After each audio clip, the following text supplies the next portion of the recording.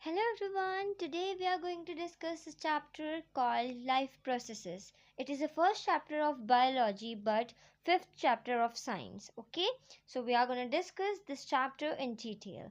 We are going to discuss about nutrition in human being, about digestion, about respiration, transportation in this chapter. Okay, so firstly we will talk about introduction.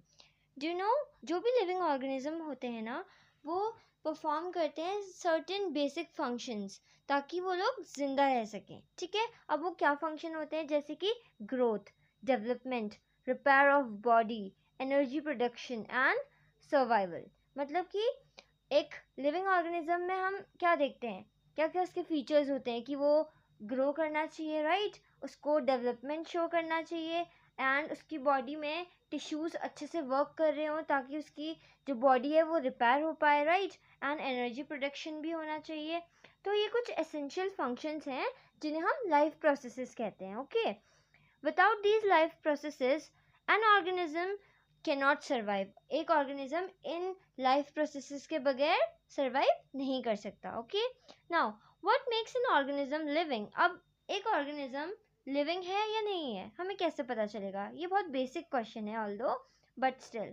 Living organism shows characteristics such as growth, movement, reproduction, respiration, nutrition, excretion, respond to environment. तो क्या होते हैं, जो living organism होते हैं वो growth show करते हैं एंड रेस्पिरेशन शो करते हैं, nutrition, excretion. Okay, these activities differentiate living organism from non living thing.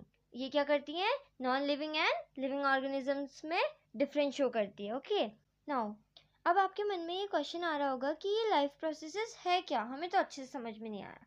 तो इसकी एक प्रॉपर डेफिनेशन है, the process that are necessary to maintain life in an organism called life processes. मतलब ऐसी process जो ज़रूरी है हमारी लाइफ को मेंटेन करने के लिए एक ऑर्गेनिज्म में, उसी को हम लाइफ प्रोसेसेस कहते हैं.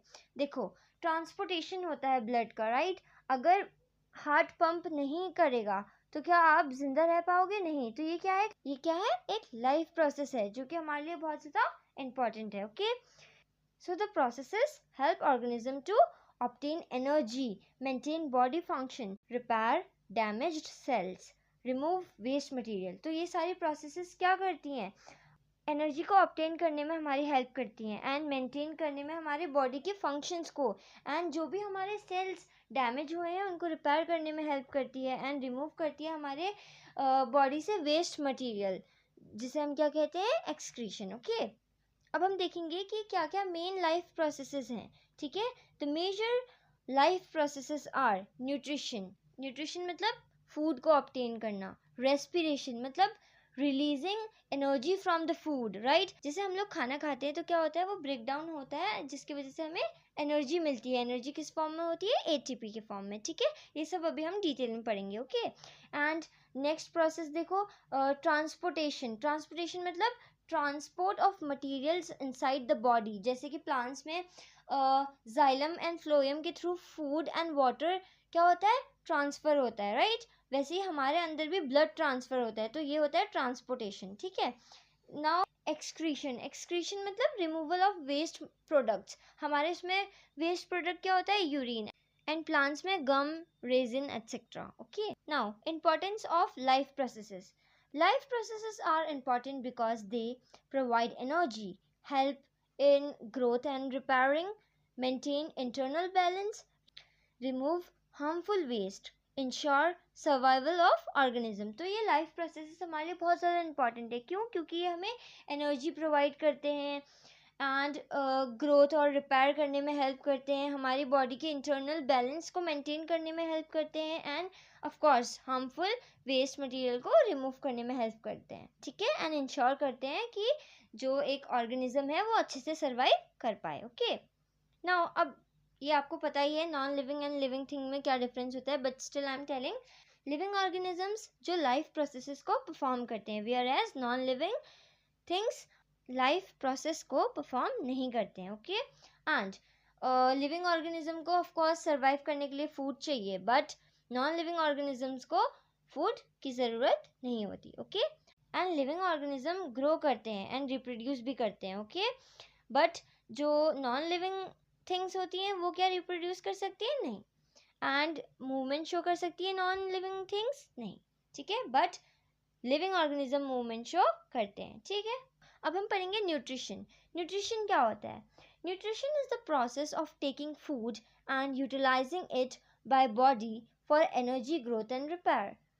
तो न्यूट्रिशन क्या होता है? एक प्रोसेस होती है जिसमें हम फूड को अपने बॉडी के अंदर लेते हैं. ठीक है, मीन्स हम फूड को खाते हैं. ओके, जिसकी वजह से हमें क्या मिलती है? एनर्जी मिलती है एंड हम ग्रो कर पाते हैं एंड हमारी बॉडी रिपेयर हो पाती है अगर कोई डैमेज है तो उससे. ठीक है, so food is essential because it provide energy. आपको पता है फूड बहुत इंपॉर्टेंट है. क्यों? क्योंकि वो हमें एनर्जी देता है. And raw material for growth, and वो हमें रॉ मटेरियल प्रोवाइड कराता है for growth. Okay, and materials for repair, resistant against disease. अब हम फूड खाएंगे, हमारे अंदर एनर्जी आएगी एंड अगर हमें कोई भी डिजीज हुआ है तो उससे हमें फाइट करने के लिए एनर्जी कहाँ से मिलेगी? फूड से. Without nutrition no organism can survive. बिना न्यूट्रिशन के कोई भी ऑर्गेनिज्म सर्वाइव नहीं कर सकता. Okay, now why do we need food? हमें फूड क्यों चाहिए ना? क्यों? क्योंकि ये हमें एनर्जी प्रोवाइड कराता है. ठीक है, अब एनर्जी हमें क्यों चाहिए? वॉकिंग के लिए, रनिंग के लिए, ब्रीदिंग के लिए, डाइजेशन के लिए, हर एक चीज़ के लिए हमें एनर्जी चाहिए. एंड मैंने कहा कि ग्रोथ एंड डेवलपमेंट में भी फूड का बहुत ज़्यादा इम्पॉर्टेंट रोल है. राइट? कैसे? फूड क्या करता है? हेल्प करता है हमारी बॉडी को ग्रो करने में. ठीक है, and food also help in repairing damage cells. Okay, and maintain करती है हमारी बॉडी को, helps in organ function properly. ठीक है, सो फूड किस लिए इम्पॉर्टेंट होता है? For maintenance of our body. Okay, now modes of nutrition. दो टाइप के न्यूट्रिशन होते हैं, autotrophic nutrition and heterotrophic nutrition. ये आपने जूनियर क्लासेस में भी पढ़ा हुआ है. ऑटोट्रॉपिक न्यूट्रिशन मतलब कि जहाँ पर ऑर्गेनिज्म अपना खुद से फूड बनाता है, it do not depend on others for their food. Okay, and heterotrophic इसका अपोजिट, जो अपने फूड के लिए दूसरों पर डिपेंड करते हैं. ठीक है, ऑटोट्रॉपिक के एग्जांपल जैसे कि green plants and algae, and heterotrophic के एग्जांपल जैसे कि ह्यूमन, एनिमल, फंगाई. अब हम कैसे हेटेरोट्रॉपिक है? देखो, अब आप सोच रहे होगे कि हम तो खाना खुद से बनाते हैं, बट ऐसा नहीं होता है. हम क्या करते हैं? प्लांट से वेजिटेबल्स लेते हैं एंड अगर हमें मीट खाना है तो हम एनिमल्स को मारते हैं. राइट? तो हम अपने फूड के लिए दूसरों पर डिपेंडेंट हैं, इसलिए हम क्या है? हेटेरोट्रॉपिक हैं. ठीक है, now how do living things get their food? अब हम कैसे अपना फूड ऑब्टेन करते हैं? ठीक है, different organism obtain food differently. आपको पता है कि हर एक ऑर्गेनिज्म का फूड को ऑब्टेन करने का तरीका बहुत ही डिफरेंट होता है. जैसे प्लांट क्या करते हैं? अपना खुद का फूड बनाते हैं. कैसे? With the help of sunlight, and इस प्रोसेस को हम क्या कहते हैं? फोटोसिंथेसिस. ओके, एंड जो एनिमल होते हैं वो डिपेंड करते हैं दूसरों पर, जिसके प्लांट्स पर, एनिमल्स पर, अपने फूड के लिए. एंड सिमिलरली माइक्रो ऑर्गेनिज्म किस पे डिपेंड करते हैं? वो ऑब्जर्व करते हैं फूड को फ्रॉम सराउंडिंग्स. ठीक है, तो जैसे जैसे टाइप चेंज होगा ऑर्गेनिज्म का, उसका न्यूट्रिशन ऑब्टेन करने का, फूड को ऑब्टेन करने का तरीका बदलता जाएगा. ओके, नाउ अब हम डिटेल में पढ़ेंगे कि ऑटोट्रॉपिक न्यूट्रिशन क्या होता है. मैंने आपको डेफिनेशन बता दी है. The mode of nutrition in which organism prepare their own food is called autotrophic nutrition. Okay, जिसमें ऑर्गेनिज्म अपना खाना खुद बनाते हैं, स्वयं बनाते हैं, उसी को हम क्या बोलते हैं? Autotrophic nutrition. These organisms are called autotrophs. और जो ऑर्गेनिज्म खुद से अपना खाना बना रहे हैं उनको हम क्या बोलेंगे? ऑटोट्रॉप्स. ओके, एग्जाम्पल मैंने आपको बताया जैसे कि green plants, algae and some bacterias. So ये क्या करते हैं? ये अपना खाना खुद से बनाते हैं. एंड मैंने बताया कि जो प्लांट अपना खाना खुद से बनाता है उस प्रोसेस को हम क्या कहते हैं? फोटोसिंथेसिस. ओके, अब फोटोसिंथेसिस क्या होता है ये आपको पता होगा, बट जिन्हें नहीं पता वो अच्छे से समझ लो. ठीक है, the process by which green plants prepare food using sunlight, carbon dioxide and water in the presence of chlorophyll. तो इस प्रोसेस को हम क्या कहते हैं? फोटोसिंथेसिस. जिसमें क्या होता है? जो ग्रीन प्लांट्स होते हैं वो अपना खाना खुद से बनाते हैं using sunlight, carbon dioxide and water. और किसकी प्रेजेंस में? क्लोरोफिल की प्रेजेंस में. ओके, तो यहाँ पे होता क्या है? प्लांट प्रोड्यूस करते हैं ग्लूकोज को. ठीक है, वो उनका एक फूड जैसा होता है. They also release oxygen, and क्या करते हैं? वो कार्बन डाइऑक्साइड को लेते हैं बट ऑक्सीजन को छोड़ते हैं, opposite to us. Okay, so condition necessary for photosynthesis, अब फोटोसिंथेसिस के लिए क्या क्या कंडीशंस नेसेसरी हैं, जैसे कि प्लांट को क्या चाहिए, आपको पता है सनलाइट चाहिए ताकि वो क्या कर सकेगा, प्रोवाइड कर सकेगा एनर्जी, एंड क्लोरोफिल वो क्या होता है, वो एक ग्रीन पिगमेंट होता है जो कि लीव्स में प्रेजेंट होता है, ठीक है, and carbon dioxide taken from air through stomata, and carbon dioxide वो कैसे लेता है, स्टोमेटा के थ्रू। अभी हम ये डिटेल में पढ़ेंगे कि कैसे प्लांट ब्रीथ करता है, ठीक है। नेक्स्ट उसे क्या चाहिए, वाटर, वो वाटर कहाँ से लेगा, अब्जॉर्व करेगा फ्रॉम इट्स रूट, ठीक है। Without any one of these photosynthesis can not occur, अगर एक भी चीज़ वहाँ पे प्रेजेंट नहीं होगी तो फोटोसिंथेसिस वहाँ पर नहीं होगी। अब एक्चुअली में यहाँ पे क्या होता है, आपने इसकी इक्वेशन देखी होगी, जब 6 molecule of carbon dioxide and 6 molecule of water combine with each other they form glucose, glucose क्या है, C6H12O6, एंड ऑक्सीजन भी यहाँ पे रिलीज होती है इस प्रोसेस के टाइम पे, ठीक है। एंड ये रिएक्शन किसकी प्रेजेंस में हो रही है, ये हो रही है सनलाइट एंड क्लोरोफिल के प्रेजेंस में, ठीक है।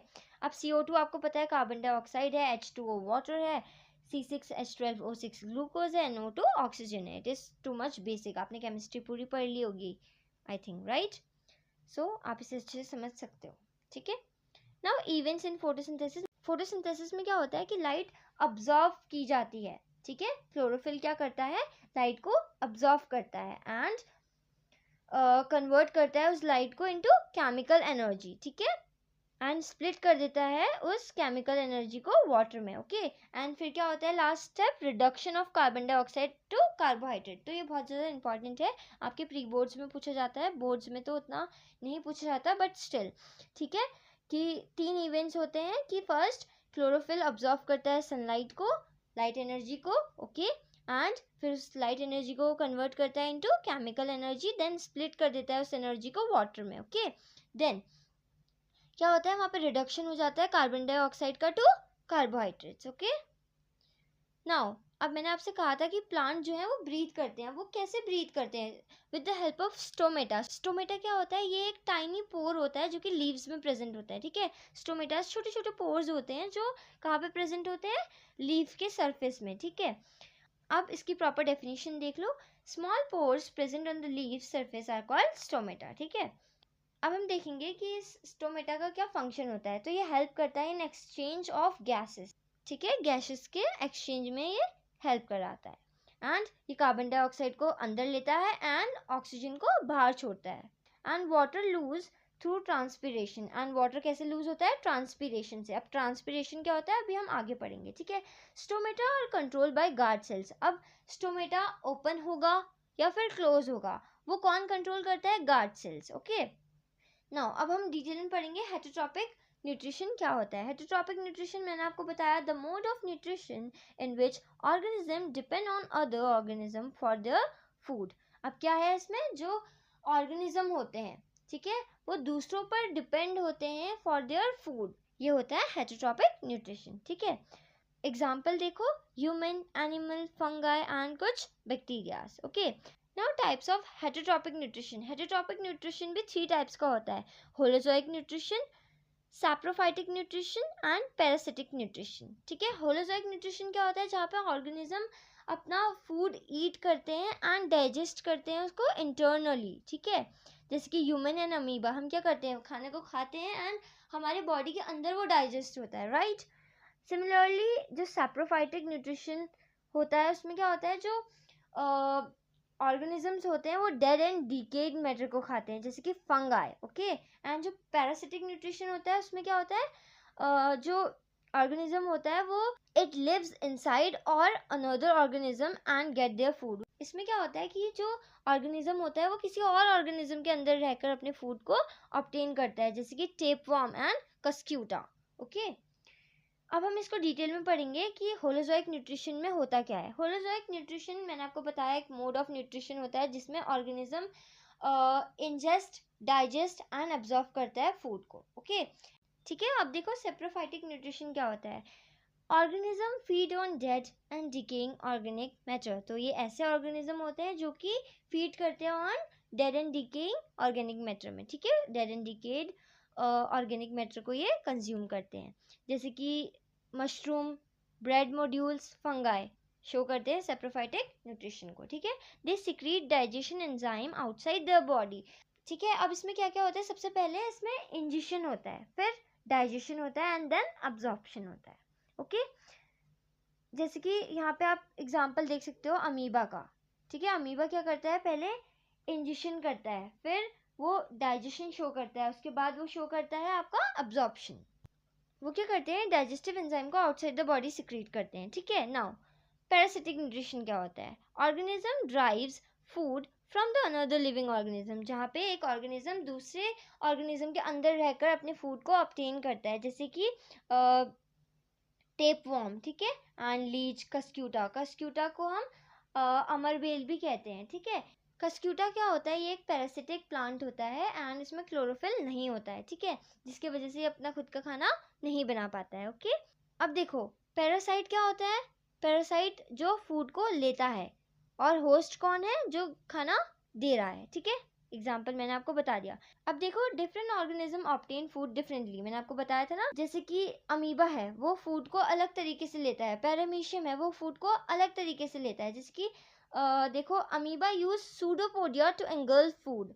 सूडोपोडिया क्या होता है, उसके फॉल्स फिंगर्स होते हैं, ठीक है, फिंगर लाइक प्रोजेक्शन होती है, उसको हम सूडोपोडिया कहते हैं। एंगल्फ मतलब कि ऐसे घेर लेता है वो फूड को अपने बॉडी के अंदर, ठीक है। सबसे पहले वो फूड को घेरता है, उसके बाद वो उसको अपने अंदर ले लेता है एंड देन डाइजेशन करता है। इसके बाद अगर हम बात करें पैरामीशियम की, पैरामीशियम क्या यूज करता है, सीलिया, वो सीलिया के थ्रू अपने फूड को अपने माउथ तक ले जाता है, जो हेयर लाइक प्रोजेक्शन होती है ना उसके बॉडी में, उसको हम सीलिया कहते हैं। एंड ह्यूमन क्या करता है, उसका बहुत ज़्यादा कॉम्प्लेक्स डाइजेस्टिव सिस्टम होता है, अभी हम उसको डिटेल में पढ़ेंगे, ओके। एंड प्लांट्स तो फोटोसिंथेसिस शो करते हैं, जो कि हमने डिटेल में पढ़ लिया है, ओके। नाउ अब हम देखते हैं कि अमीबा, जैसे मैंने आपको बताया उसमें सूडोपोडिया होते हैं, देखो मैंने मेंशन करा हुआ है, ठीक है। अब होता क्या है, जो अमीबा होता है वो फूड को किससे सराउंड करता है, सूडोपोडिया से, मैंने आपको बताया। फिर वहाँ पे एक फूड वैक्यूल फॉर्म हो जाता है, ठीक है, जहाँ पे डाइजेशन होता है उसके बाद, एंड फिर न्यूट्रिशंस अब्जॉर्ब होते हैं, एंड एट द लास्ट वो वेस्ट मटेरियल को क्या करते हैं, रिमूव कर देते हैं, ओके। अब हम पढ़ेंगे न्यूट्रिशन इन ह्यूमन बीइंग, हम में न्यूट्रिशन कैसे होता है। देखो सबसे पहले अगर हम बात करें, हमारा आपको पता है कि हम क्या है, होलोजोइक न्यूट्रिशन शो करते हैं, right. Food passage through the digestive system, पहले मैं आपको फूड पैसेज बताऊंगी, फिर बताऊंगी कि एक एक का क्या फंक्शन होता है, ओके। तो जो मेन ऑर्गन्स हैं जो हमारे डाइजेशन में पार्टिसिपेट करते हैं वो कौन कौन है, mouth, oesophagus, stomach, small intestine, large intestine, rectum and anus, okay. And कुछ एक्सेसरी ऑर्गन्स भी हैं, जैसे कि लिवर, पेनिक्रियास एंड सलाइवरी ग्लैंड, ठीक है। ये क्या करते हैं, कुछ एंजाइम्स को सिक्रीट करते हैं। तो अब हम इसको डिटेल में समझेंगे, ओके। सबसे पहले हमारे अंदर इंजेशन होता है, इंजेशन मतलब कि टेकिंग फूड इन माउथ, जहाँ पे हम क्या करते हैं, फूड को मुंह में रखते हैं, ठीक है, उसको हम इंजेशन कहते हैं। तो सबसे पहले डाइजेशन कहाँ से स्टार्ट हो रहा है, माउथ से स्टार्ट हो रहा है। देखो माउथ में होता क्या है, जब आप फूड को च्यू करते हो, जब आप खाने को चबाते हो अपने दांतों से, तो क्या होता है, वो सलाइवा के साथ मिक्स हो जाता है, ठीक है। तो जो सलाइवा होता है ना, वो कंटेन करता है सलाइवरी अमाइलिस एंजाइम, ठीक है। तो वो इस एंजाइम को क्या करता है, रिलीज करता है, और ये एंजाइम क्या करता है, ये कन्वर्ट करता है स्टार्च को इनटू सिंपलर शुगर्स, ठीक है, जैसे कि माल्टोज में। तो ये क्या कर देता है, स्टार्च को छोटे छोटे छोटे टुकड़ों में तोड़ देता है, जिसे हम कह सकते हैं कि into a small sugar, okay. और माल्टोज भी कहते हैं, अभी आपको माल्टोज नहीं पता होगा, बट आप समझ सकते हो कि सिंपल सिंपल शुगर्स में वो उसको कन्वर्ट कर देता है, ओके। एंड टंग किसमें हेल्प करती है, टंग हमारी हेल्प करती है फूड को सॉलो करने में, मतलब कि फूड को निगलने में, ठीक है। सेकेंड स्टेप क्या होता है इंजेशन के बाद, डाइजेशन, ठीक है। डाइजेशन में क्या होता है, फूड ब्रेक डाउन होता है इनटू सिंपलर सब्सटेंस, तो माउथ से हमारा क्या हुआ, डाइजेशन शुरू हो गया। अब एसोफिगस में क्या होता है, देखो माउथ के बाद आता है हमारा एसोफिगस, आप डायग्राम में देख सकते हो, ठीक है। अब एसोफिगस क्या है, ये एक पाइप है जिसे हम फूड पाइप कहते हैं, ओके। ये क्या करता है, कैरी करता है फूड को फ्रॉम माउथ टू स्टमक, ठीक है। तो ये क्या करता है, आपके मुंह से फूड को कहाँ ले जाता है, आपके स्टमक तक, ठीक है। ये एक पाइप जैसा है ये। अब यहाँ पे क्या होता है, यहाँ पे पेरिस्टाल्टिक मूवमेंट हमें देखने को मिलता है। इस मूवमेंट की वजह से क्या होता है कि फूड ना हमारे स्टमक तक पहुँचता है। क्या होता है यहाँ पे, wave like muscles movement pushing food downward, ठीक है। यहाँ पे एक वेव की तरह क्या होती है, मूवमेंट होती है, जिसकी वजह से फूड नीचे नीचे को जाता है, ठीक है। एंड थर्ड प्रोसेस क्या है, एब्जॉर्प्शन, अब जब हमारा खाना ब्रेक डाउन हो गया है, उसमें से जो भी इंपॉर्टेंट एसेंशियल मटेरियल होगा वो एब्जॉर्ब होगा, राइट। तो उसे एब्जॉर्ब कौन करता है? हमारा स्टमक एंड स्मॉल इंटेस्टाइन, ठीक है। तो वहाँ पे हमें क्या देखने को मिलता है? एब्जॉर्प्शन देखने को मिलता है। तो अब देखो स्टमक में क्या होता है, यहाँ पे क्या होता है, यहाँ पे कुछ एंजाइम सिक्रीट होते हैं, ठीक है, जैसे कि हाइड्रोक्लोरिक एसिड होता है यहाँ पे, ठीक है। ये क्या करता है? ये ना जर्म्स को किल कर देता है एंड हेल्प करता है डाइजेशन में, ठीक है। किसके डाइजेशन में? फूड के डाइजेशन में। एंड एसिडिक मीडियम भी ये क्या करता है? क्रिएट करता है हमारी बॉडी में, ओके। एंड जो सेकेंड एंजाइम होता है वो होता है पैप्सिन। पैप्सिन बहुत ज़्यादा इंपॉर्टेंट एंजाइम है जो कि डाइजेस्ट करता है प्रोटीन्स को, ठीक है। एंड हमारे जो स्टमक होता है ना, उसमें म्यूकस की एक लाइनिंग होती है जो कि हमारे स्टमक को प्रोटेक्ट करती है फ्रॉम HCl, ठीक है। तो ये जो लाइनिंग होती है म्यूकस की, वो पूरे स्टमक के आउटर सरफेस पे लगी हुई होती है, ठीक है। अब नेक्स्ट स्टेप क्या है? एसिमिलेशन, मतलब कि अब जो भी फूड डाइजेस्ट हुआ है, it will be used by the body cells. अब वो क्या होगा? बॉडी सेल्स के द्वारा यूज किया जाएगा, ठीक है। लास्ट स्टेप क्या होगा? इंजेशन, मतलब कि रिमूवल ऑफ अनडाइजेस्टिव फूड। अब उससे पहले हम देख लेते हैं कि जो हमारा स्मॉल इंटेस्टाइन होता है उसमें क्या होता है, ठीक है। कंप्लीटली डाइजेशन कहाँ पे होता है? हमारे स्मॉल इंटेस्टाइन में होता है, ठीक है। सो देखो ये क्या करता है, हमारा स्मॉल इंटेस्टाइन ये रिसीव करता है बाइल जूस। बाइल जूस कहाँ से रिसीव करता है? लिवर से। ये बाइल जूस ना बहुत ज़्यादा इंपॉर्टेंट होता है, क्यों? क्योंकि ये ब्रेक करता है फैट्स को इनटू स्मॉलर ड्रॉपलेट्स, ठीक है। फैट को छोटे छोटे छोटे छोटे पीस में ये ब्रेक डाउन कर देता है। ऑल्सो हमारा जो स्मॉल इंटेस्टाइन होता है उसमें पेनिक्रेटिक जूस भी हमें देखने को मिलता है। उसे कौन सिक्रीट करता है? पेनिक्रियास, ठीक है। अब पेनिक्रियाटिक जूस किस चीज़ में हेल्प करता है? जो ये पेनिक्रियाटिक जूस होता है ना, वो कंटेन करता है enzyme like trypsin and lipase. Trypsin क्या करता है? ये डाइजेस्ट करता है आपके प्रोटीन को, ठीक है। एंड लाइपेज क्या करता है? ये ब्रेक डाउन करता है आपके इमल्सिफाइड फैट को। फैट पहले ही ब्रेक डाउन हो गया है, लेकिन अभी क्या करेगा? इमल्सिफाइड फैट को और ब्रेक डाउन करेगा, ठीक है। छोटे छोटे और इसके पीसेस बना देगा, ओके। एंड देन हम देखते हैं कि जो carbohydrates and proteins and fats होते हैं वो फुल्ली क्या हो जाते हैं? डाइजेस्ट हो जाते हैं, ओके। नाउ नेक्स्ट, अब क्या होता है कि जो स्मॉल इंटेस्टाइन होता है, मैंने आपको बताया वो क्या करता है? फूड को डाइजेस्ट करता है, राइट। अब कैसे हो रहा है ये सब कुछ? जो स्मॉल इंटेस्टाइन होता है ना, उसमें विलाई होते हैं, मतलब कि एक फिंगर लाइक प्रोजेक्शन होते हैं, और ये बहुत छोटे छोटे होते हैं। ये क्या करते हैं? अब्जॉर्प्शन के लिए सरफेस एरिया को इंक्रीज करते हैं एंड फूड को अब्जॉर्ब करता है। तो बोर्ड्स में ये क्वेश्चन पूछा जाता है कि विलाई के 2 फंक्शन क्या हैं। सबसे पहला कि ये फूड को एब्जॉर्ब करता है, प्लस ये एब्जॉर्प्शन के लिए क्या करता है? आपके सरफेस एरिया को बढ़ाता है, ठीक है। तो ये 2 इंपॉर्टेंट काम होते हैं हमारे विलाई के। विलाई क्या है? फिंगर लाइक प्रोजेक्शन है, ठीक है। अब देखो लार्ज इंटेस्टाइन क्या करता है? लार्ज इंटेस्टाइन ना हमारा वाटर को अब्जॉर्ब कर लेता है, ठीक है। Plus it store undigested food temporary. ये क्या करता है? कुछ टाइम के लिए जो अनडाइजेस्टेड फूड है उसको स्टोर करता है, ठीक है। एंड देन क्या करता है? उस वेस्ट को ये मूव कर देता है टू रेक्टम, ठीक है। फिर क्या होता है? जो वेस्ट होता है वो रेक्टम की थ्रू बाहर आ जाता है, ठीक है। नाउ इजिशन मैंने आपको बता दिया क्या होता है। Undigested food is remove by the body through anus, okay. This process is called egestion. जब हमारा अनडाइजेस्टिव फूड रिमूव हो जाता है हमारी बॉडी से, उस प्रोसेस को हम क्या कहते हैं? इजिशन, ठीक है। नाउ अब देखो मैंने आपको बता दिया कि क्या क्या डाइजेस्टिव एंजाइम्स थे एंड उनका क्या क्या फंक्शन था, बट एक बार और अच्छे से देख लो कि जो एंजाइम्स हैं उनके क्या क्या फंक्शंस हैं, ठीक है। तो जो सलाइवरी अमाइलेस है वो क्या करता है? डाइजेस्ट करता है स्टार्च को, मतलब वो स्टार्च को ब्रेक डाउन करता है इनटू स्मॉल शुगर्स, ठीक है। एंड पेप्सिन क्या करता है? डाइजेस्ट करता है आपके प्रोटीन को। ट्रिप्सिन भी डाइजेस्ट करता है आपके प्रोटीन को। एंड जो लाइपेज होता है वो फैट को डाइजेस्ट करता है, एमल्सिफाई फैट को ब्रेक डाउन करता है एंड उसको डाइजेस्ट करता है, ठीक है। नाउ अब हम पढ़ेंगे रेस्पिरेशन। आप ना रेस्पिरेशन और ब्रीदिंग में कंफ्यूज मत हो जाना, ठीक है। ये दोनों ही अलग अलग चीज़ें हैं। रेस्पिरेशन क्या होती है? ये एक बायोलॉजिकल प्रोसेस होती है, लेकिन ब्रीदिंग एक फिजिकल प्रोसेस होती है, ठीक है। रेस्पिरेशन में फूड ब्रेक डाउन होता है, बट जो ब्रीदिंग होती है उसमें क्या होता है? हम सांस को अंदर लेते हैं एंड बाहर छोड़ते हैं। इनहिलेशन एंड एक्सहिलेशन हम करते हैं उसमें, ठीक है। अभी हम इसका डिफरेंस देखेंगे।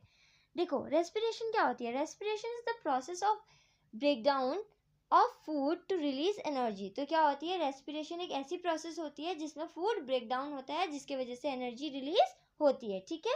एंड एनर्जी किसके फॉर्म में रिलीज होती है? एटीपी के फॉर्म में। अभी मैं आपको बताऊंगी एटीपी क्या होता है, okay. So food is converted into energy inside the cell, ठीक है। फूड क्या है? ग्लूकोज, जो किस में कन्वर्ट होगा? एनर्जी में, ठीक है। और कहाँ होगा? Inside the cell. The release energy is use for the life activity, and ये जो एनर्जी है हमारी लाइफ एक्टिविटी में हमारे काम आती है, okay. Now why respiration is necessary? क्यों हमारे लिए रेस्पिरेशन नेसेसरी है भाई? So respiration is necessary because it provide energy for body activity. वो हमारी बॉडी एक्टिविटी के लिए क्या करती है? हमें एनर्जी प्रोवाइड कराती है एंड हेल्प करती है मूवमेंट में। अगर देखो आपके अंदर एनर्जी नहीं होगी तो क्या आप मूव कर पाओगे? जब आप सुबह खाना नहीं खाया होता है आपने, ठीक है, आप बहुत टाइम से भूखे होते हो, क्या आपके अंदर चलने की एनर्जी होती है? नहीं, ठीक है। तो इसलिए रेस्पिरेशन हमारे लिए बहुत ज़रूरी है। हमारा जो फूड है वो ब्रेक डाउन होगा तभी हमें एनर्जी मिलेगी, ओके। एंड ये हेल्प करता है ग्रो एंड रिपेयर करने में हमारे टिश्यूज़ को, ठीक है। प्लस हमारे बॉडी टेम्परेचर को भी ये मेंटेन करने में हेल्प करता है एंड हमारे ऑर्गन्स अच्छे से फंक्शन करें उसमें भी ये हेल्प करता है, ठीक है। अब हम देखेंगे difference between breathing and respiration. तो मैंने आपको बताया कि जो ब्रीदिंग है वो एक फिजिकल प्रोसेस है जिसमें हम एक्सचेंज करते हैं गैसेस का, किसकी हेल्प से? Through our lungs, okay. यहाँ पे कोई भी एनर्जी रिलीज नहीं होती है। बट रेस्पिरेशन में क्या होता है? ये एक बायोलॉजिकल प्रोसेस है जिसमें फूड ब्रेक डाउन होता है और ये प्रोसेस कहाँ पे होती है? सेल में होती है एंड यहाँ पे एनर्जी रिलीज होती है। वेयर एज जब हम ब्रीदिंग देख रहे थे वहाँ पे कोई भी एनर्जी रिलीज नहीं हो रही थी, ओके। अब हम पढ़ेंगे टाइप्स ऑफ रेस्पिरेशन। कितने टाइप्स के रेस्पिरेशन होते हैं? तो दो टाइप के रेस्पिरेशन होते हैं, aerobic respiration and anaerobic respiration. देखो नाम से ही समझ में आ रहा है, एरोबिक मतलब कि ऑक्सीजन की प्रेजेंस में, एनएरोबिक मतलब कि ऑक्सीजन की एब्सेंस में, ठीक है। सो सबसे पहले हम पढ़ेंगे एरोबिक रेस्पिरेशन। एरोबिक रेस्पिरेशन क्या होती है? जो कि ऑक्सीजन के प्रेजेंस में होती है, ठीक है। Respiration that take place in the presence of oxygen, okay. अब देखो कुछ एग्जांपल्स जिनके अंदर हम एरोबिक रेस्पिरेशन देखते हैं, जैसे कि ह्यूमन, एनिमल एंड प्लांट। अब यहाँ पे जो एरोबिक रेस्पिरेशन होती है ना उसके कुछ एंड प्रोडक्ट होते हैं, जैसे कि वो क्या फॉर्म करता है? Carbon dioxide, water and large amount of energy. देखो आपके बुक में एक फ्लो चार्ट दिया हुआ है जहाँ पे आपको देखने को मिलेगा कि जो ग्लूकोज होता है वो सबसे पहले पायरुवेट में कन्वर्ट होता है, ठीक है। उसके बाद वहाँ पे देखो जहाँ पे कि एरोबिक रेस्पिरेशन हो रही है वहाँ पे हमें कुछ एंड प्रोडक्ट मिल रहे हैं, जैसे कि carbon dioxide, water and energy. तो ये क्या है? एंड प्रोडक्ट हैं किसके? एरोबिक रेस्पिरेशन के। और ये एरोबिक रेस्पिरेशन होती कहाँ पे है? ये माइटोकॉन्ड्रिया में होती है, ठीक है। देखो मैंने यहाँ पे इक्वेशन लिखी हुई है, जब ग्लूकोज कंबाइन करता है ऑक्सीजन के साथ तो वो हमें carbon dioxide, water and energy देता है, ठीक है। अब हम देखेंगे एनएरोबिक रेस्पिरेशन जो कि ऑक्सीजन के एब्सेंस में होती है, ठीक है। ये किस किस में होती है? ये होती है यीस्ट में, बैक्टीरिया में एंड ह्यूमंस के मसल्स में, ठीक है। अब फिर से उस फ्लो चार्ट को देखो, यहाँ पे क्या है कि जो यीस्ट में हो रही है ना रिएक्शन, वहाँ पर हमें एंड प्रोडक्ट क्या देखने को मिल रहा है? Ethanol, carbon dioxide and energy. लेकिन हमारे मसल में देखो जब एनारोबिक रेस्पिरेशन होती है तो वहाँ पे हमें लैक्टिक एसिड एंड एनर्जी बनते हुए दिखती है, ठीक है। तो होता क्या है ना, आप फील करते होगे जब आप जॉगिंग के लिए जाते हो तब आपके हैंड में या फिर फुट में क्रैम्स आते हैं ना। तो वो किस वजह से हो रहे होते हैं? क्योंकि आपको ऑक्सीजन की कमी हो रही होती है जिसकी वजह से आपके मसल्स में पेन होता है, वहाँ पे lactic acid and energy formation हो रहा होता है, ओके। क्यों? क्योंकि वहाँ पे ऑक्सीजन प्रेजेंट नहीं होती है, ओके। नाउ अब इक्वेशन देखो, जब हमारा ग्लूकोज ब्रेक डाउन हुआ तो हमें क्या मिला? Alcohol, carbon dioxide and energy. अब देखो ये जो यीस्ट वाली रिएक्शन है ना ये बेकिंग इंडस्ट्रीज में भी यूज होती है, प्लस अल्कोहल प्रोडक्शन के लिए भी यूज होती है, ओके। नाउ अब हम पढ़ेंगे ह्यूमन रेस्पिरेटरी सिस्टम। देखो सबसे पहले होता क्या है, हम इनहेल करते हैं, है ना, सांस को अंदर लेते हैं थ्रू अवर नॉस्ट्रिल्स, ठीक है। देन वो जो हवा है वो ऑक्सीजन कहाँ से जाएगी? हमारे नेजल पैसेज से पास होते हुए जाएगी, फिर वो ट्रेकिया में जाएगी, देन वो ब्रोंकाई से पास होते हुए जाएगी। ब्रोंकाई भी फर्दर डिवाइडेड होती है, primary bronchi, secondary bronchi and tertiary bronchi में, ठीक है। टर्शियरी ब्रोंकाई के बाद वहाँ पे एल्वेलाई होती है। एल्वेलाई में क्या होता है? गैस क्या होती है? एक्सचेंज होती है। क्यों? क्योंकि वहाँ पे कैपिलरीज होती हैं एंड जो एल्वेलाई की वॉल होती है ना वो बहुत ज़्यादा थिन होती है। तो ये क्वेश्चन आता है कि क्यों एल्वेलाई में गैस जो है वो इजीली एक्सचेंज हो जाती है। तो वो इसलिए होता है क्योंकि उसकी वॉल क्या है, बहुत ज़्यादा थिन है। ठीक है, फिर क्या होगा, आपके जो ब्लड होगा वहाँ पर ऑक्सीजन एंटर करेगा एंड हीमोग्लोबिन उसको ट्रैप कर लेगा एंड कार्बन डाइऑक्साइड को छोड़ देगा। ठीक है, कार्बन डाइऑक्साइड फिर रिवर्स प्रोसेस के थ्रू बाहर निकल जाएगी। ठीक है, फिर हम एक्सहेलेशन शो करेंगे।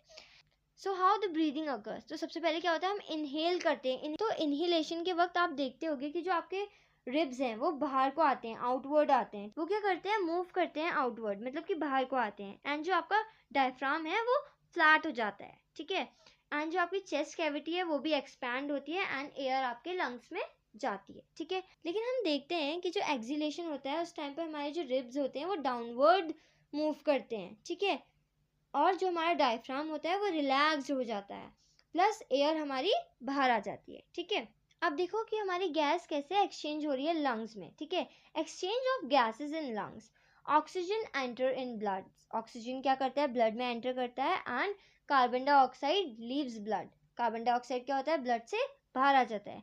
गैस कहाँ पे एक्सचेंज होती है, एल्वेलाई में। एल्वेलाई क्या होती है, एक बलून लाइक स्ट्रक्चर होता है, एक थिन एयर सैक होता है जो कि लंग्स में प्रेजेंट होता है। ठीक है, अब देखो एल्वेलाई का क्या फंक्शन होता है, ये इंक्रीज करता है सरफेस एरिया एंड गैसेस को एक्सचेंज करने में भी हमारी हेल्प करता है। कैसे करता है, क्योंकि इसकी थिन वॉल्स होती हैं एंड ये बहुत ज़्यादा रिच होता है इन ब्लड सप्लाई। ठीक है, हमने ह्यूमंस में तो देख लिया रेस्पिरेशन, अब प्लांट कैसे शो करते हैं रेस्पिरेशन। मैंने आपको बताया था कि जो प्लांट होते हैं वो एयर को किसकी हेल्प से लेते हैं, स्टोमेटा की हेल्प से लेते हैं। ठीक है, so plant also respire, plants exchange gases through stomata present in the leaf, ठीक है, and tentacles present in the stem. Plants respire day and night. Plant क्या करता है, रात में भी और दिन में भी respire करता है। ठीक है, अब देखो हमने पढ़ा था कि जो फूड होता है वो ब्रेक डाउन होता है, राइट, एंड एनर्जी रिलीज करता है। एंड एनर्जी किस फॉर्म में रिलीज करता है, एटीपी के फॉर्म में। तो आपके मन में ये ज़रूर आया होगा कि एटीपी क्या होता है। सो एटीपी की फुल फॉर्म होती है एडिनोसिन ट्राइफॉस्फेट। ठीक है, आप इसको डिटेल में अपनी हायर क्लासेस में पढ़ोगे। अभी थोड़ा सा आप समझ लो कि ये करेंसी होती है, एक एनर्जी करेंसी होती है। ठीक है, हम इसे क्या कहते हैं, एनर्जी करेंसी ऑफ सेल। तो एटीपी है क्या एक्चुअली में, ये एक एनर्जी ही है। ठीक है, जिसे हम यूज़ करते हैं for muscle movement, for growth, for sale activity, and जितनी भी एक्टिविटी हम करते हैं वो हम एटीपी यूज़ करके ही कर पाते हैं। ओके, नाउ अब हम पढ़ेंगे ट्रांसपोर्टेशन। क्या होता है ये ट्रांसपोर्टेशन। ट्रांसपोर्टेशन एक ऐसी प्रोसेस होती है जो कैरी करता है सब्सटेंस को from one part two the other part of the body. तो ट्रांसपोर्टेशन क्या होता है, जिसमें जो सब्सटेंस होते हैं वो एक पार्ट से दूसरी पार्ट में जाते हैं। ठीक है, हमारी बॉडी के। In multicellular organism, every cell needs food, oxygen and water. अब देखो जो मल्टी सेलुलर ऑर्गेनिजम्स होते हैं ना, उनको फूड चाहिए, ऑक्सीजन चाहिए, वाटर चाहिए, तो उनको वो कैसे मिलेगा, ऑफ कोर्स उनको ये ट्रांसपोर्टेशन की हेल्प से मिलेगा। फॉर एग्जांपल अगर आपको कुछ चीज़ चाहिए, ठीक है, तो आपको एक जगह से दूसरी जगह जाना पड़ेगा उस चीज़ को लेने के लिए, राइट। आपको खाना चाहिए तो आपको अपने बेड से उठना पड़ेगा खाना लेने के लिए। सिमिलरली अगर हमारे बॉडी में किसी भी पार्ट को फूड, ऑक्सीजन या वाटर की ज़रूरत है तो उसे ट्रांसपोर्ट होना होगा, राइट। ट्रांसपोर्ट कौन करेगा उसे, कुछ सर्टेन फैक्टर्स करेंगे। तो अब हम पढ़ेंगे कि ऐसी कौन कौन सी चीज़ें हैं जो ट्रांसपोर्टेशन में हमारी हेल्प करती हैं। Okay, so why is transportation necessary, क्यों ट्रांसपोर्टेशन नेसेसरी है, इससे पहले हम ये देख लेते हैं। ठीक है, सो ट्रांसपोर्टेशन इसलिए नेसेसरी है क्योंकि ये हेल्प करता है supplying in oxygen to cells. ठीक है, ये क्या करता है, हेल्प करता है ऑक्सीजन को सेल तक पहुंचाने में। एंड ये अनडाइजेस्टेड फूड को भी कैरी करता है एंड डाइजेस्टेड फूड को भी कैरी करता है। ये ट्रांसपोर्ट करता है हॉर्मोन्स को, रिमूव करता है वेस्ट प्रोडक्ट एंड मेंटेन करता है बॉडी बैलेंस। ठीक है, तो अब देखो transportation in human being. Human being में ट्रांसपोर्टेशन कैसे होता है।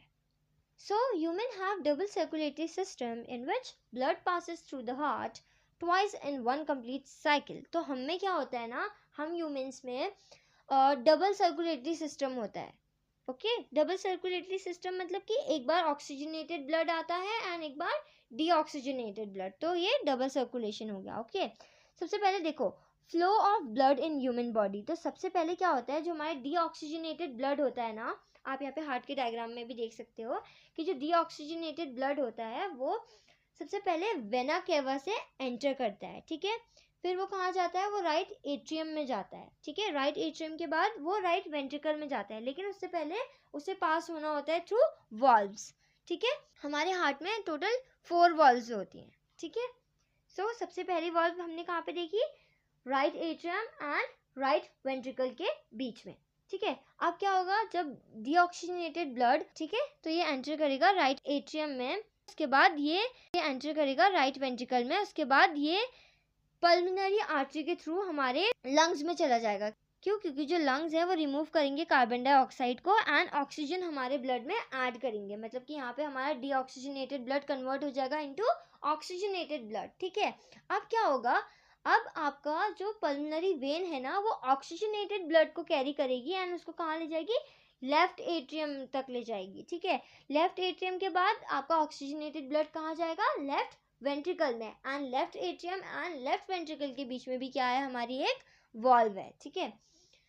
अब क्या होगा, जो आपका ऑक्सीजनेटेड ब्लड है जब वो एंटर करेगा ना लेफ्ट वेंट्रिकल में, अब ऑक्सीजनेटेड ब्लड आयोटा के थ्रू क्या होगा, आपके पूरे बॉडी में चला जाएगा, ठीक है। In whole body the oxygenated blood is supplied, ठीक है। Blood became deoxygenated again and return to heart, ठीक है। अब आपकी पूरी बॉडी में वो पहुंच गया एंड फिर से ये साइकिल होगी, आपका जो डीऑक्सीजनेटेड ब्लड होगा वो फिर से वेना केवा में जाएगा, देन राइट एट्रियम में जाएगा, देन राइट वेंट्रिकल में जाएगा, फिर आपकी पल्मोनरी आर्टरी उसको आपके लंग्स तक ले जाएगी एंड लंग क्या करेगा, उसको ऑक्सीजनेटेड बनाएगा एंड ऑक्सीजनेटेड ब्लड फिर पल्मोनरी वेन के थ्रू आपके लेफ्ट एट्रियम में जाएगी, देन फिर लेफ्ट वेंट्रिकल में जाएगी एंड फिर आयोटा के थ्रू जो ऑक्सीजनेटेड ब्लड होगा वो आपके पूरी बॉडी में फैल जाएगा, ठीक है। देन की points, right side of the heart carries deoxygenated blood. हमेशा याद रखना, जो राइट साइड है, राइट एट्रियम, राइट वेंट्रिकल, वो क्या कंटेन करेगा, हमेशा डीऑक्सीजनेटेड ब्लड कंटेन करेगा। इसको हमने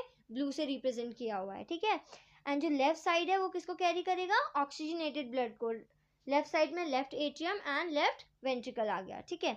अब देखो, जो आपका पल्मोनरी आर्टरी है एंड जो पल्मोनरी वेन है ना, ये एक्सेप्शन शो करती है। क्यों, देखो, ठीक है। तो जो पल्मोनरी आर्टरी होती है वो कैरी करती है deoxygenated blood, whereas pulmonary vein क्या करती है, ऑक्सीजनेटेड ब्लड को कैरी करती है, ओके।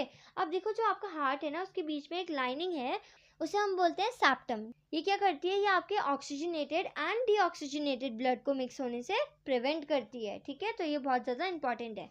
प्लस आपको हमेशा याद रखना है कि आपकी जो हार्ट है उसमें क्या है, कार्डिक मसल है एंड कार्डिक मसल हमेशा कहाँ मिलती है, सिर्फ और सिर्फ हार्ट में ही मिलती है एंड हमारे पूरे बॉडी में कहीं भी नहीं मिलती है, ओके। अब हम पढ़ेंगे कंपोनेंट्स ऑफ ब्लड, कि ब्लड के क्या क्या कंपोनेंट्स हैं, ठीक है। तो ब्लड के 4 कंपोनेंट हैं, प्लाज्मा, रेड ब्लड सेल्स जिसे हम आरबीसी कहते हैं, एंड वाइट ब्लड सेल्स जिसे हम डब्ल्यूबीसी कहते हैं, एंड प्लस प्लेटलेट्स, ओके। तो सबसे पहले हम पढ़ेंगे प्लाज्मा।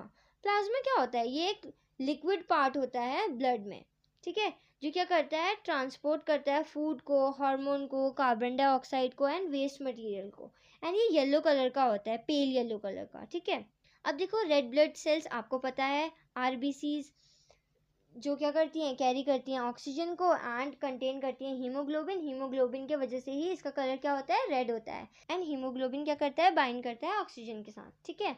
अब देखो डब्ल्यूबीसीज, डब्ल्यूबीसीज क्या होती हैं, वाइट ब्लड सेल्स। इसका क्या फंक्शन होता है, ये फाइट करती हैं विद जर्म्स एंड इन्फेक्शंस, ये जर्म्स एंड इन्फेक्शन के साथ फाइट करती है, ठीक है। आप कभी भी बीमार होते हो ना, तो डब्ल्यूबीसी उस बीमारी को हटाने में हमारी हेल्प करती हैं, ठीक है। It protects body from disease, ये क्या करती है, बॉडी को प्रोटेक्ट करती है डिजीज से, ठीक है। इसीलिए हम इसको क्या कहते हैं, सोल्जर ऑफ द बॉडी। तो बॉडी का सोल्जर कौन है, डब्ल्यूबीसी, ओके। अब हम बात करेंगे प्लेटलेट्स के बारे में। तो प्लेटलेट्स क्या करती हैं, क्लॉटिंग में हेल्प करती हैं, ठीक है। जब आपको ना कभी चोट लग जाती है, आपने देखा होगा कि वहाँ पे इससे बहुत ज़्यादा खून बहने लगता है, लेकिन कुछ टाइम बाद आप वहाँ पे एक ब्राउन कलर की लेयर सी देखते हो, तो वो आपके डेड सेल होते हैं, उसी को हम बोलते हैं प्लेटलेट्स। वो होता क्या है वहाँ पे, plasma help in blood clotting when injury occurs. Platelets form clot, prevent excessive bleeding. This process is called blood clotting. ठीक है, तो क्या होती है कि जो आपके प्लेटलेट्स होते हैं वो एक क्लॉट बना लेते हैं एंड एक्सेसिव ब्लडिंग को प्रिवेंट करते हैं, ठीक है। तो जो आपको वो ब्राउन कलर का सेल दिखाई देता है वो क्या है, प्लेटलेट्स हैं, dead platelets, dead cells, okay. And इस प्रोसेस को हम क्या कहते हैं, ब्लड क्लॉटिंग। इसे भी आप हायर क्लासेस में डिटेल में पढ़ोगे, ओके। अब देखो, अब हम बात करेंगे ब्लड वेसल्स। ब्लड वेसल्स क्या होती हैं, blood flow through tubes called blood vessels. जब ब्लड फ्लो करता है ना कुछ वेसल्स से, उन्हें कहते हैं ब्लड वेसल्स। तो ब्लड कहाँ कहाँ से फ्लो करता है? आर्टरीज से, कैपिलरीज से एंड वेन से। सो आर्टरीज क्या होती हैं? Which carries blood away from the heart. Okay, usually carries oxygenated blood, लेकिन मैंने आपको बताया था कि एक्सेप्शन क्या है, जो पल्मोनरी आर्टरी है वो डीऑक्सीजनेटेड ब्लड कैरी करती है, लेकिन सारी आर्टरीज क्या करती हैं? ऑक्सीजनेटेड ब्लड कैरी करती हैं। ओके, फीचर देखो कि जो ये आर्टरीज होती है ना, इसकी बहुत ज़्यादा थिक वॉल होती है। ओके, एंड ये हाई प्रेशर को क्या कर सकती है? झेल सकती है। अब वेन्स, वेन्स क्या होती हैं? वेन्स जो कैरी करती हैं ब्लड को टुवर्ड्स योर हार्ट, लेकिन एक्सेप्शन है कि जो पल्मोनरी वेन होती है वो ऑक्सीजनेटेड ब्लड कैरी करती है, लेकिन जो सारी वेन्स होती हैं वो क्या कैरी करती हैं? वो डीऑक्सीजनेटेड ब्लड कैरी करती हैं। ओके, नाउ इसके फीचर्स क्या हैं कि इसकी जो वॉल होती है बहुत ज़्यादा थिन होती है। नाउ कैपिलरीज, कैपिलरीज क्या होती हैं? ये बहुत ही थिन ब्लड वेसल्स होती हैं जो कि हेल्प करती है हमारे oxygen and nutrition and waste material के एक्सचेंज में। ठीक है, ये कंटेन करती हैं आर्टरीज एंड वेन्स। तो कैपिलरीज किससे मिलके बनी हुई है? आर्टरीज एंड वेन से। अब देखो एक बार डिफरेंस देख लो आर्टरीज एंड वेन के बीच में, क्योंकि ये कभी कभी पूछा जाता है।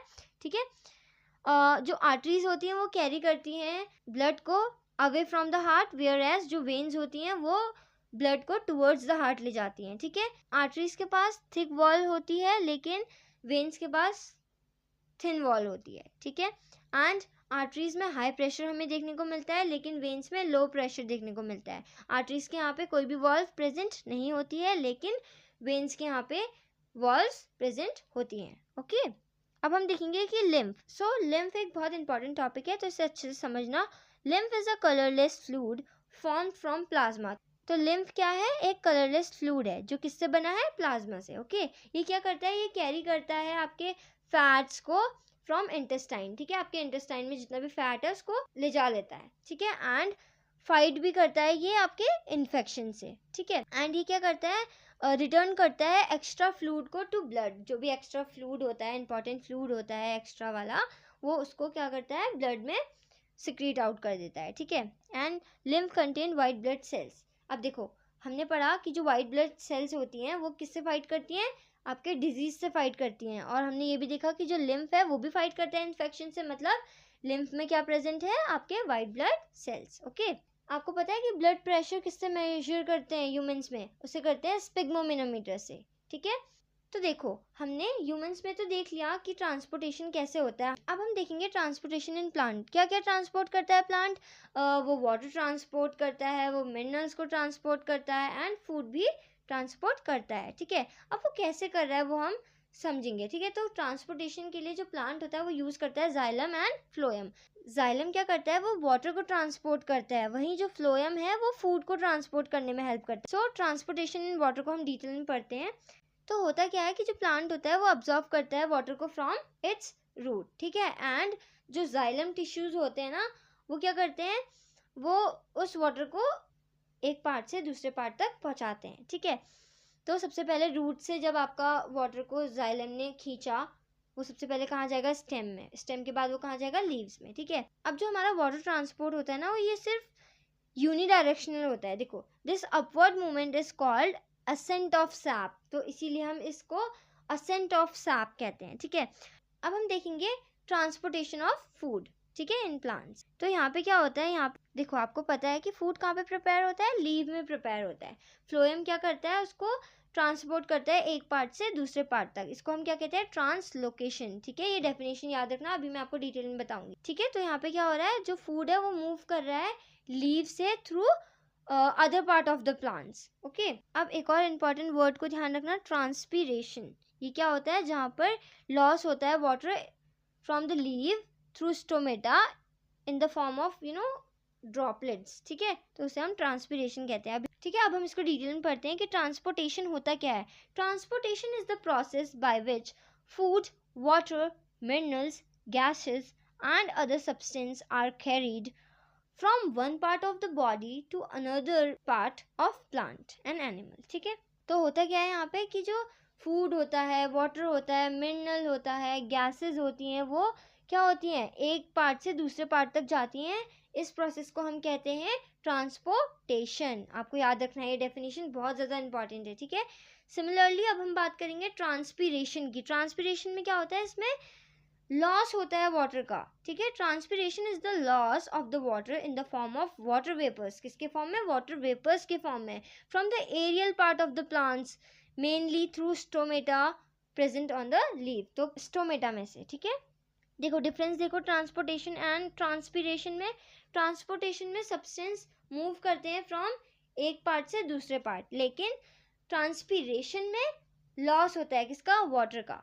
एंड जो ट्रांसपोर्टेशन होता है वो प्लांट एंड एनिमल दोनों में होता है, लेकिन ट्रांसपीरेशन सिर्फ प्लांट में होता है, ठीक है।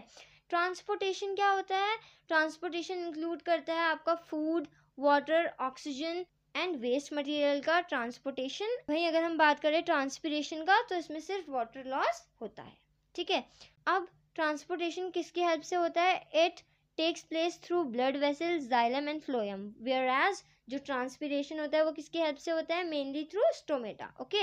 अब जो ट्रांसपोर्टेशन है वो नेसेसरी है for supply of materials, whereas जो हमारा ट्रांसपीरेशन है it helps in cooling and upward movement of water. ये क्या करता है, वाटर के अपवर्ड मूवमेंट में हेल्प करता है एंड कूलिंग में भी हेल्प करता है, ओके। अब हम देखेंगे एक्सक्रीशन। तो एक्सक्रीशन क्या होता है, excretion is the biological process of removing toxic materials from your body. ये क्या करता है, आपके बॉडी से toxic materials, unwanted, undigested material को क्या करता है, रिमूव कर देता है फ्रॉम योर बॉडी, ठीक है।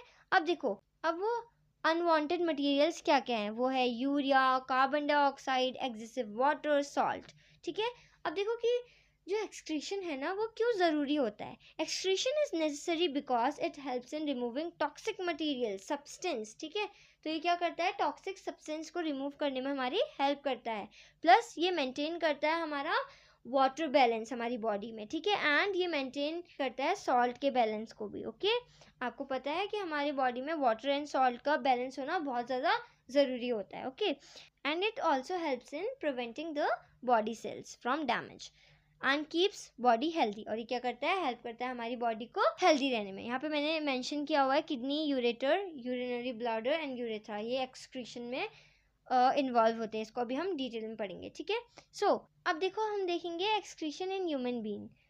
इसमें कौन कौन से ऑर्गन इंक्लूड होते हैं, kidney, ureter, urinary bladder and urethra. तो सबसे पहले क्या होता है, जो डीऑक्सीजनेटेड ब्लड है वो किडनी में एंटर करता है, जिसमें बहुत सारी इम्प्योरिटीज़ होती हैं, ठीक है। किडनी में क्या होता है, किडनी में नेफ्रॉन होता है। अभी हम नेफ्रॉन के बारे में भी डिटेल में पढ़ेंगे, ओके। नेफ्रॉन में होता क्या है, वहाँ पे फिल्ट्रेशन एंड रीअब्जॉर्प्शन होता है, ओके।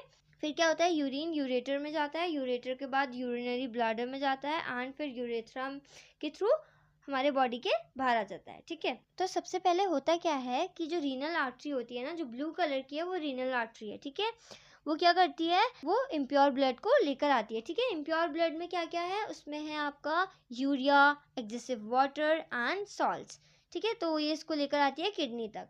उसके बाद क्या होता है, जब आपका ये जो इम्प्योर ब्लड होता है वो एंटर करता है किडनी में, किडनी में होते हैं नेफ्रॉन्स जहाँ पे फिल्ट्रेशन शुरू हो जाता है। अभी हम पढ़ेंगे कि कैसे होता है, ठीक है। फिर क्या होता है, जो आपके यूजफुल सब्सटेंस होते हैं वो रीअब्जॉर्ब हो जाते हैं, वो भी नेफ्रॉन ही हेल्प करता है करने में। अभी मैं बताऊंगी कैसे, ठीक है। एंड देन फिर nitrogenous waste and excessive water and salt वहाँ पर रह जाते हैं, ठीक है। देन यूरिन फॉर्म होता है एंड यूरिन पास करता है from kidney to ureters. Ureters वो जो पाइप जैसा स्ट्रक्चर है वो यूरेटर है, एंड फिर वो पाइप जैसा स्ट्रक्चर अटैच है आपके यूरिनरी ब्लैडर से, तो यूरिनरी ब्लैडर में जाता है एंड यूरिनरी ब्लैडर उसको क्या करता है, टेम्परेली स्टोर करता है, ओके। एंड फिर क्या होता है, यूरिन यूरेथ्रा के थ्रू बाहर आ जाता है, ठीक है। अब देखो, अब हम डिटेल में पढ़ेंगे किडनी एंड नेफ्रॉन के बारे में, ठीक है। सो किडनी क्या करती है, वो फिल्टर करती है आपके ब्लड को एंड रिमूव करती है उसमें से नाइट्रोजनियस वेस्ट को, ठीक है। Human have 2 kidneys. आपको पता है ह्यूमन के पास 2 किडनीज होती हैं। ये कहाँ पे लोकेटेड होती हैं, they are located on the both side of the backbone. आपके बैकबोन के दोनों साइड ये लोकेटेड होती हैं, ठीक है। एंड किडनी किस शेप की होती है, बीन शेप की होती है, ठीक है।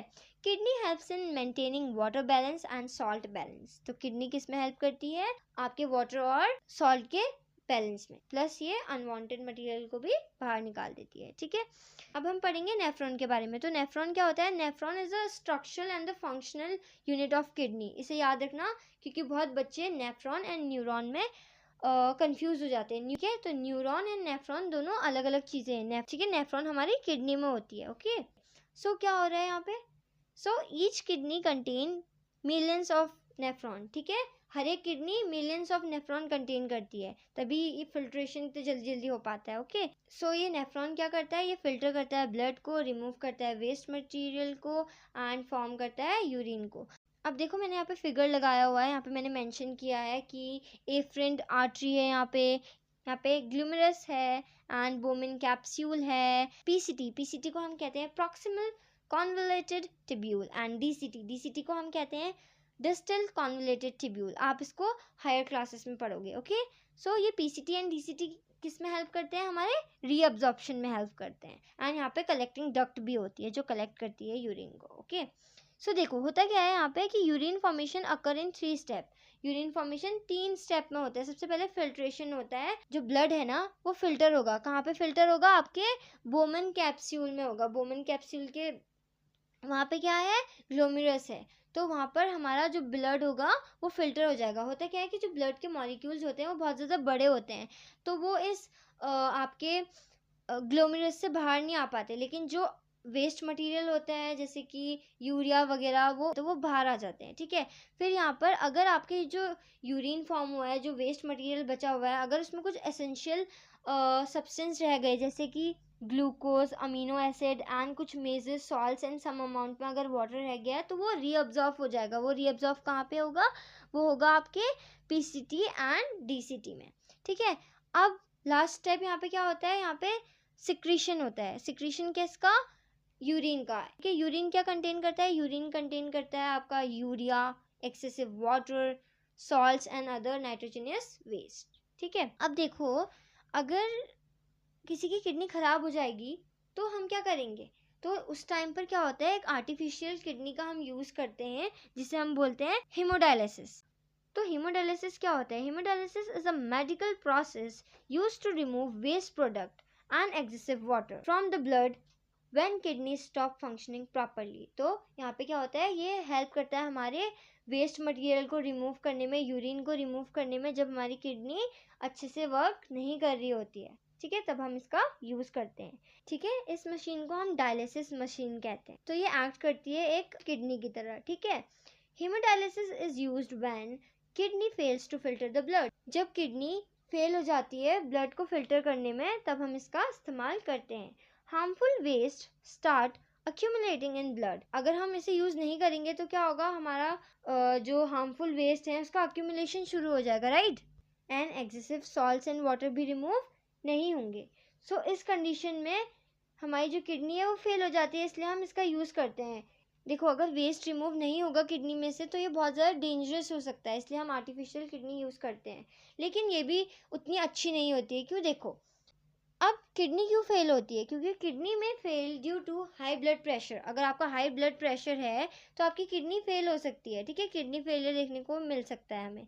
एंड अगर आपको डायबिटीज़ है तब भी आपकी किडनी फेल हो सकती है।